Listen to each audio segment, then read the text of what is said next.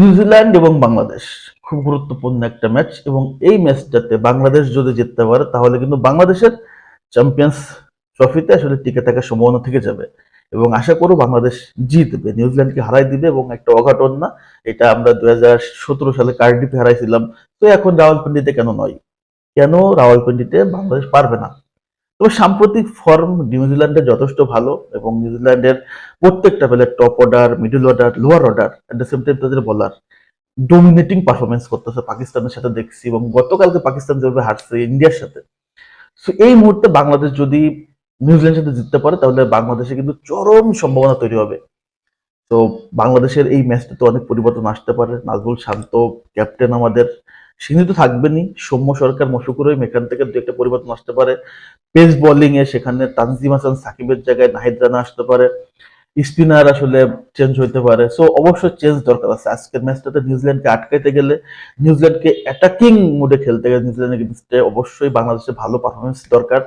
ব্যাটে, বলে, ফিল্ডিং এ সব জায়গায় নিউজিল্যান্ডের চেয়ে ভালো করতে হবে। এবং আমরা জানি এই জায়গাগুলো নিউজিল্যান্ড যথেষ্ট পারফেক্ট এবং যথেষ্ট পরিণত দল।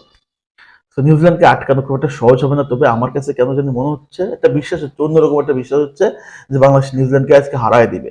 সেই কার্ডিফে সাকিব আল হাসান এবং মাহমুদুল্লাহ রিয়াদের যে একটা গল্প আমরা দেখছিলাম, রচনা করছিল দুইজন মিলা, একটা বৃহৎ একটা হিস্ট্রি রচনা করছিল, এবং সেটার একটা পূর্ণবৃত্তি হতে পারে। এবং ওই গল্পটা হবে কিনা জানি না, বাট ম্যাচটা আমাদের আসলে জিততে যাচ্ছে, এটা কোনো সন্দেহ নাই। এবং কেন জানি এটা মনে হচ্ছে, এবং এই ম্যাচটাতে নাজমুল শান্ত আমার মনে হচ্ছে কেন জানি ভালো খেলবে।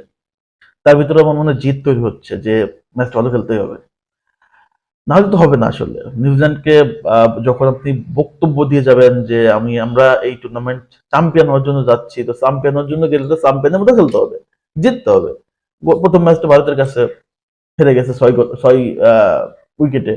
তো এই ম্যাচটা তো জিততেই হবে, এবং জেতার জন্য প্রত্যেকটা প্লেয়ারকে পারফরমেন্স করতে হবে, বিশেষ করে টপ অর্ডার। আমরা টপ অর্ডার টপাটপ করে পড়তে দেখতেছি। তো এই টপাটপ করে পড়া যাবে না, টপাটপ করে পড়া যাবে না, টপাটপ করে রান তুলতে হবে। তো নিউজিল্যান্ডের বোলিং লাইন আপটা যথেষ্ট শক্তিশালী। এই বোলিং লাইন আপের এগনেস্টে বাংলাদেশকে কিন্তু স্ট্রাগল করতে হবে। তবে একটা বিষয় ক্লিয়ার, সেটা হচ্ছে পাকিস্তানের রাওয়ালপিন্ডি, সেখানে কিন্তু পাকিস্তানের প্রচুর রান হচ্ছে, এটা কিন্তু আমরা জানি। এবং এই ম্যাচটাতেও প্রচুর রান হবে, ফ্ল্যাট পিচ, সিধা পিচ, এবং এই সিধা পিচে যদি রান তুলতে না পারেন, লাভ নাই। এই পিচে মনে করেন যে 280, 290 বা 300, লাভ নাই। কমপক্ষে এই পিচে 320 প্লাস রান তুলতে হবে, তাহলে এই ম্যাচটা বাংলাদেশের পক্ষে আসার সম্ভাবনা থাকবে, আদারওয়াইজ আসলে থাকবে না।